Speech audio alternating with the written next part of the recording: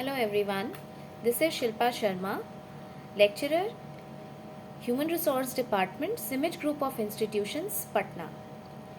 In this video, I am going to talk about a very important HR activity that Human Resource Department of an organization carries out, which is performance appraisal. What is performance appraisal? Just as you give your exam after a certain time, which is say by the end of a semester or by the end of a month, that becomes a means for the teachers to appraise you, to estimate your value, to understand how much sincere you were throughout that session or semester. Likewise, after a fixed period of time, generally it is 1 year, but depending upon the nature of work, like for example where there is a marketing job, this performance appraisal period may extend up to only 3 months or 6 months. I mean, it repeats after every 3 months and 6 months. So performance appraisal is the systematic evaluation of an employee in the organization. A systematic evaluation of the work he or she has performed for a period of time in the organization. This is known as performance appraisal. Now, this activity of performance appraisal holds a lot of importance in not just judging the employee for his or her own purpose, but rather for the administrative purpose of the organization also. So we see that there are two broad reasons why performance appraisal is needed in the organization. One, to let the employees know the scope of self-improvement for his or her own purposes, and two, for a lot of administrative decisions that the management has to make for one employee. Now, this performance appraisal method is broadly classified. We're talking about method. This is broadly classified into two different methods. One is the traditional method of performance appraisal, where we were doing performance appraisal by essay method, by field review method, by forced distribution method, etc. and two, by modern methods. Now, what was the requirement of switching from traditional methods to modern methods? See, the nature of business is very dynamic these days, and so the requirement catering for that change has to change. So probably the traditional methods of performance appraisal were not able to anymore cater to the needs of business organizations. That is why, with some or more modifications, the organizations today have switched over to the modern methods of performance appraisal.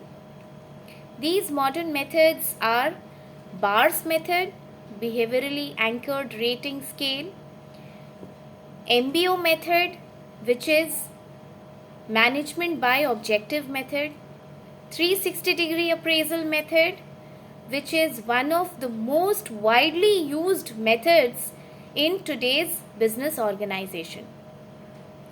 The organizations like Reliance Industries Limited, the organizations like Infosys, like Wipro, now these organizations use 360-degree method of appraisal for its employees. And this method is very important and new too. I'll make a separate video specifically on this topic, 360-degree method of appraisal.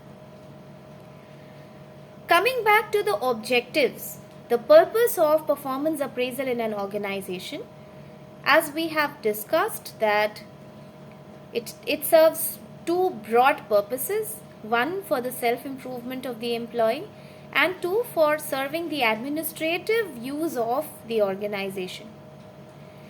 Now, what could be the possible administrative use that performance appraisal can serve in the organization?